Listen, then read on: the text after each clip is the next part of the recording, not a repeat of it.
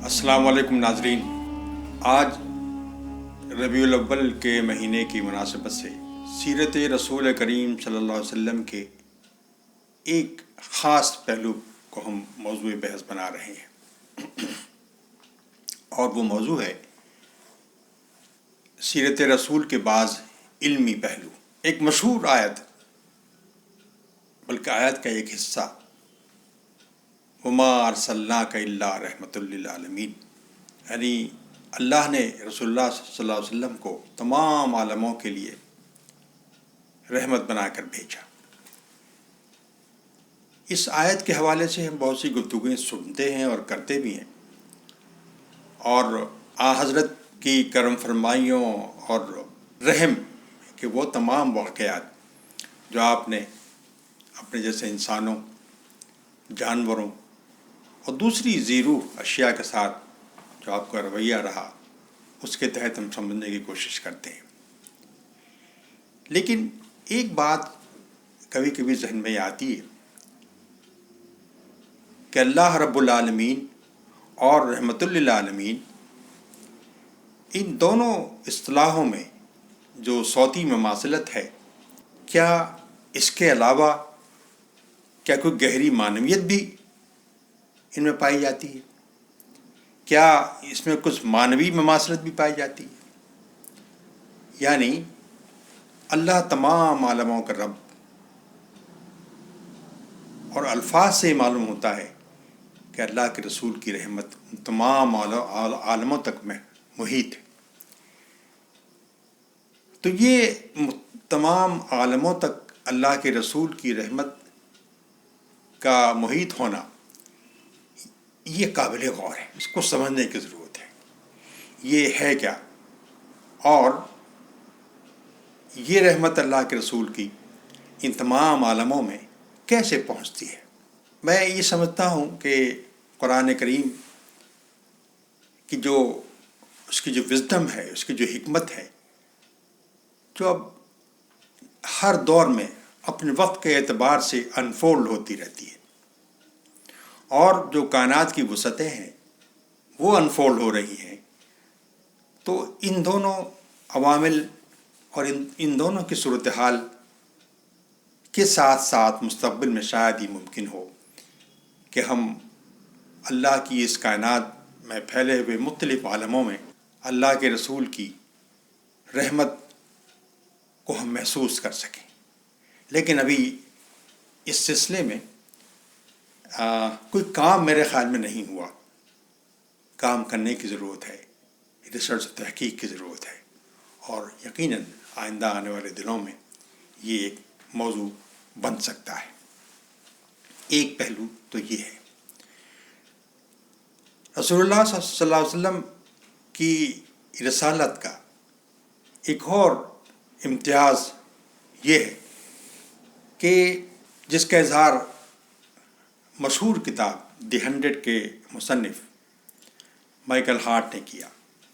اس سے کسی نے پوچھا، کسی کرسچن نے پوچھا بلکہ، کہ تم نے جو 100 ممتاز ترین افراد منتخب کیے ہیں اور اس میں محمد صلی اللہ علیہ وسلم کو نمبر 1 پر رکھا ہے، تو تم تو کرسچن ہو، کیوں تم نے عیسیٰ علیہ السلام کو نہیں رکھا؟ کیا وجہ تھی؟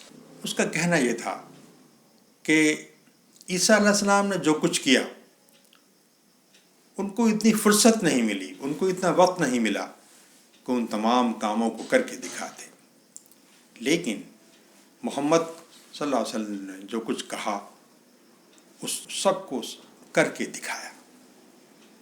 یہ ان کا ایک امتیاز ہے، اور میرا خیال ہے کہ جتنے انبیاء اللہ نے دنیا میں بھیجے، ان سب میں اس اعتبار سے رسول اللہ صلی اللہ علیہ وسلم ممتاز ترین پیغمبر ہیں۔ ایک تیسرا پہلو آپ کے امتیاز کا یہ ہے، اس کا تعلق عورت کی پوزیشن سے ہے۔ اللہ کے رسول نے قرآن کے حوالے سے عورت کو اس طرح پیش کیا، یعنی اس طرح نہیں پیش کیا جیسے کہ ماں کے حوالے سے اس کی عظمت، بلکہ اس طرح پیش کیا کہ وہ پوری انسانیت کی، پوری ہیومینٹی کی کو فاؤنڈر ہے۔ آدم کے ساتھ حوا کا تذکرہ، حوا کے بغیر انسانیت وجود میں آ نہیں سکتی، جس طرح آدم کے بغیر نہیں آ سکتی۔ اس طرح سے عورت کی پوزیشن قرآن کے حوالے سے اللہ کے رسول نے اتنی مستحکم کر دی کہ وہ پوری انسانیت کی ایک کو فاؤنڈر کی حیثیت سے اس کا شمار ہونے لگا۔ تو اسلامی فکریات میں عورت کی پوزیشن اتنی مستحکم اور اتنی معتبر ہے۔ تیسری جو بات بڑی اہم ہے وہ یہ ہے کہ اللہ کے رسول نے انصاف، قانون اور عدل کے تصور کو بدل دیا۔ آپ دیکھیں کہ مغرب کا طر امتیاز ہے جب وہ یہ کہتا ہے کہ قانون اندھا ہوتا ہے، قانون کسی سے متاثر نہیں ہوتا، وہ آنکھیں بند کر کر امپلیمنٹ کیا جاتا ہے، اور یہ طر امتیاز مانا جاتا ہے۔ آپ نے دیکھا کہ جسٹس کے اداروں میں جہاں کہیں باہر کچھ بت بنے ہوئے ہوتے ہیں، اسٹیچو بنے ہوئے ہوتے ہیں، تو ان کی آنکھیں پتھر کی بنائی جاتی ہیں، یا بعض جگہ ان کی آنکھوں پر ایک سیاہ پٹی ڈال دی جاتی ہے۔ بتانا یہ مقصود ہوتا ہے کہ قانون اندھا ہے، قانون یہ نہیں دیکھتا کہ کون ہے، وہ اپنا آپ کو نافذ کر دیتا ہے، اور یہ اخلاقی اعتبار سے ایک بڑے بلند مقام پر فائز سمجھا جاتا ہے۔ لیکن اللہ کے رسول نے قانون کی بالادستی کے ساتھ ساتھ عدل کے تصور کو واضح کیا۔ ہمارے ہاں عدل قانون کی بالادستی پلس احسان، یہ دو چیزیں ملا کر عدل بنتا ہے۔ یعنی قانون نافذ تو ہوگا لیکن احسان کے ساتھ ہوگا، رحم دلی کے ساتھ ہوگا۔ مثال کے طور پر جنگ بدر میں جو لوگ اریسٹ ہوئے، اس میں قریش کے بڑے زعما بھی تھے، اللہ کے رسول کے رشتہ دار بھی تھے، لیکن اریسٹ سب ہوئے، سب کو باندھ کے رکھا گیا۔ لیکن اللہ کے رسول نے ان کی جب حالت دیکھی تو یہ کہا کہ ان میں سے جو لوگ کمپنسیشن دے سکیں ان کو چھوڑ دیا جائے، اور جو لوگ کمپنسیشن دینے کی پوزیشن میں نہ ہوں وہ ہمارے بچوں کو لکھنا اور پڑھنا سکھا دیں، ان کو چھوڑ دیا جائے گا۔ یہ کمپنسیشن تھا۔ اسی طریقے سے جب جنگ احد میں حضرت حمزہ شہید ہو گئے اور ان کا مسلح کیا گیا، اس طرح سے کہ ہندہ نے جو کچھ آپ کی نعش کے ساتھ کیا وہ تاریخ کا حصہ ہے۔ اللہ کے رسول جب مدینہ آئے تو بہت جذباتی ہو گئے، اور آپ نے کہا کہ کہاں ہیں مدینے کی عورتیں جو روئیں حمزہ کے لیے۔ لیکن یہی حمزہ کے قاتل اور کلیجہ چبانے والی ہندہ فتح مکہ کے بعد جب آپ کے سامنے آئی تو آپ نے صرف اتنا کہا کہ حبشی کے لیے کہا کہ میرے سامنے نہ آیا کرے، یہ لوگ ایمان لے آئے۔ تو گویا کہ قانون نافذ ہوا محض اس طرح سے کہ اللہ کے رسول نے یہ کہا کہ ان کے گھروں کو امن کی جگہ قرار دے دیا گیا، کہا جو لوگ ان کے گھروں میں پناہ لیں گے ان کو پناہ دی جائے گی۔ تو گویا اس جذباتی کیفیت میں مبتلا ہو جانے کے باوجود ان کے ساتھ جو رویہ آپ نے اختیار کیا وہ بڑا عادلانہ اور رحم سے بھرپور تھا۔ یہ 3 امتیازات ایسے ہیں، بلکہ 4 امتیازات ایسے ہیں جو اور انبیاء کرام کے ہاں ہمیں نہیں ملتے۔ اب آئیے اس موضوع پر گفتگو کرتے ہیں کہ رسول اللہ صلی اللہ علیہ وسلم نے علم کے لیے کیا تعلیم فرمائی ہے۔ آپ کی تعلیمات میں، آپ کی سیرت میں، آپ کے رویوں میں علم کی بابت کیا ملتا ہے۔ ایک بات واضح رہنا چاہیے کہ جب اللہ کے رسول نے پہلی بار دعوت دی یا دعوت کا آغاز کیا مکہ میں، تو جس پہاڑ کے اوپر کھڑے ہو کر اپنا آواز دی اور مکہ کے سرداروں کو خطاب کرتے ہوئے یہ کہا کہ اگر میں یہ کہوں کہ اس پہاڑ کے پیچھے ایک فوج ہے جو تمہاری گھات میں ہے تو کیا تم اس پر یقین کرو گے؟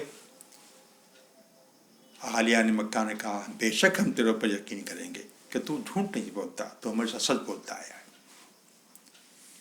اس وقت جو آپ نے بات بتائی وہ یہ تھی کہ یہ دنیا ایک خدا کی مخلوق ہے، اور اس خدا نے تمہاری ہدایت کے لیے ایک علم وحی کے ذریعے مجھ تک بھیجا ہے. یعنی اس پیغام کے ذریعے آپ یہ بتا رہے تھے کہ علم کا ایک ایسا ذریعہ ہے، ایک ایسی نئی ونڈو کھل رہی ہے اس سے تم ابھی آشنا نہیں ہو، اور وہ ونڈو معتبر ہے، اس لیے میں پیش کر رہا ہوں. اللہ کے رسول نے پہلی ہی آیت میں، پہلے پیغام کے اندر، آیت پہ نہیں بلکہ پہلے پیغام کے اندر ہی یہ بتایا کہ علم کی ایک نئی ونڈو ہے جو ہمارے تجربوں، مشاہدوں اور ہماری روایت علم سے ماورا ہے، ان سے کہیں بہتر ہے، اور اس ڈائمنشن کا علم ہمیں عطا کرتی ہے جس ڈائمنشن کا علم ہم ان موجود ذرائع سے حاصل نہیں کر سکتے. گویا کہ پہلے ہی پیغام میں واضح ہو گیا کہ اسلام ایک دوسرے ونڈو کی دعوت دے رہا ہے، علم کے ونڈو کی دعوت دے رہا ہے. آپ نے اس پیغام میں یہ نہیں کہا کہ میں یہاں غریبوں کی مدد کے لیے، بیواؤں، یتیموں کی مدد کے لیے، اور ان بچوں کو محفوظ کرنے کے لیے جو پیدا ہوتے کہ کچھ دن بعد ہی قتل کر دی جاتی تھی، غریبوں اور مزدوروں کے لیے ان کی بہتری کا پیغام نہیں دیا تھا آپ نے. بنیادی پیغام یہ تھا کہ یہ کائنات ایک خدا کی بنائی ہوئی ہے اور علم کی ایک نئی ونڈو موجود ہے جو وحی کے شکل میں انسان پر کھل رہی ہے. پھر یہ کہا تھا کہ یہ دنیا ایک دن ختم ہونے والی ہے، یہ دنیا ختم ہو جائے گی، انسان اپنے اپنے اعمال کو لیے اللہ کے سامنے حاضر ہوگا، اس کے سامنے جواب دہ ہوگا. یہ بھی بتایا تھا اس کے اندر. تو کہنے کا مطلب یہ ہے کہ اللہ کے رسول نے جو تعلیم دی وہ ایک نئے علم اور اس کے سورس کے حوالے سے دی. یہ دنیا کے بارے میں بتایا، یہ دنیا کے جو نیا ورلڈ ویو ہے اس کے بارے میں بتایا، اور ساتھ میں یہ بھی بتایا کہ وہ تمام صلاحیتیں اور تمام حصول علم کے وہ تمام ذرائع اور وہ استطاعت ہیں جو اللہ نے انسان کو دے رکھی ہیں، ان سب کے ہوتے ہوئے 5 ڈائمنشنز علم کی ایسی ہیں جن کا حصول ان کے ذریعے ممکن نہیں ہے، اور ان ڈائمنشنز کو جانے بغیر انسان وہ علم حاصل نہیں کر سکتا جو اس جواب دہی کے مسئلے کو حل کر سکے، جو اللہ کے سامنے جواب دہی کے مسئلے کو حل کر سکتا ہو. گویا یہ بتانا مقصود تھا کہ انسان نہیں جانتا.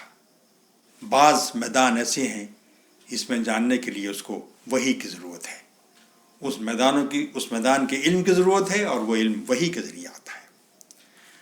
ہم مطالعہ کریں، غور خوض کریں تو اللہ کے رسول کو ہمیں یہ نظر آتا ہے کہ اللہ کے رسول نے 3 رشتے قائم کیے، 3 رشتوں کی طرف آپ توجہ دی، ان کو مضبوط کیا.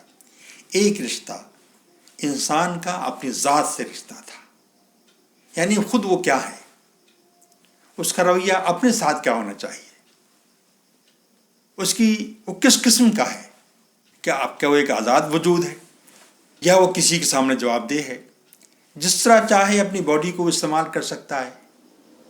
گویا مدانہ یہ مقصود تھا کہ انسان اور انسان کا جسم یہ ایک ایسی شے ہیں اور ایک ایسا وجود ہے کہ ان کے بارے میں انسان کو ایک ذمہ دارانہ رویہ اپنانا چاہیے. گویا انسان کا اپنے ذات کے ساتھ تعلق ایک بہت اہم رشتے کی حیثیت سے ابھر کے آیا. یہ عبادتوں کا نظام انسان کا اپنی ذات ہی کے لیے تھا. جتنی عبادتیں ہیں اکثر و زیادہ تر اس میں انفرادی تعلق کی بات ہوتی ہے. تو یہ انسان کا اپنے ذات کے ساتھ تعلق، ایک رشتہ، اس کو مستحکم کیا قرآن نے، اس کے بارے میں ہدایتیں دی، اس کے بارے میں آپ نے تعلیم دی. دوسرا رشتہ یہ تھا کہ انسان کا اپنے جیسے انسانوں کے ساتھ کیا تعلق ہونا چاہیے، ان سے ان کا رشتہ ہے کیا. قرآن کے اندر اس سلسلے کی تعلیمات بھی موجود ہیں. گویا ایک تو وہ تعلیمات کا وہ سلسلہ ہے جو کہ انفرادی بہتری کے لیے، انفرادی ارتقاء کے لیے ہے. دوسرا ہدایتوں کا وہ سلسلہ ہے جو اجتماعی بہتری کے لیے، اجتماعی استحکام کے لیے اور اجتماعی صحت کے لیے ضروری ہے. یہ دو رشتے ہوئے. تیسرا رشتہ وہ تھا جو اس زمین کے ساتھ اور زمین اور کائنات کے ساتھ اس میں جو موجود اشیاء زیرو یا غیر زیرو اشیاء ہیں ان کے ساتھ تعلق واضح کرتا تھا. یہ تین رشتے اللہ کے رسول نے قرآن کی روشنی میں انسانوں کے کو اس کے لیے تیار کیا، انسانوں کے ذہنوں کو، قلوب کو تیار کیا. آپ محسوس کریں گے کہ پہلے جو دو رشتے تھے، انسان کی ذات کا اور انسانوں کی اجتماعیت کے ساتھ جو رشتے اللہ کے رسول نے قرآن نے قائم کیے، اس میں اللہ کی ہدایت موجود تھی، بنیادی ہدایت اس میں موجود تھی. لیکن جو تیسرا رشتہ تھا، یہ اس میں کچھ اقدار دی گئی، کچھ ہمیں قدریں دی گئیں، کچھ ویلیوز دی گئیں، اور یہ توقع کی گئی کہ ان ویلیوز کی روشنی میں جب یہ اپنا رشتہ اس کائنات اور زمین اور اس کی موجود اشیاء سے انسان قائم کرے گا، اگر وہ ان ویلیوز کی شکل میں کرے گا تو رشتہ صحت مند اور مضبوط بنیادوں پر استوار ہوگا. یہ بتانا مقصود تھا. تو پہلے دو رشتوں کے لیے قرآن اور قرآن کے انڈرسٹینڈنگ، قرآن کا فہم وہ ضروری تھا، وہ کافی تھا. لیکن یہ تیسرے رشتے کے لیے جس چیز کی ضرورت تھی وہ انسان کی عقل، انسان کا مشاہدہ اور اس کی روشنی میں ایک رائے قائم کرنے کی انسانی صلاحیت اور قوت، یہ ضروری تھی. اب دیکھیں کہ قرآن نے اور خود رسول اللہ صلی اللہ علیہ وسلم نے ان دونوں طرح کے اس رشتے کو کس طرح سے مضبوط کیا، کس طرح سے قائم کیا.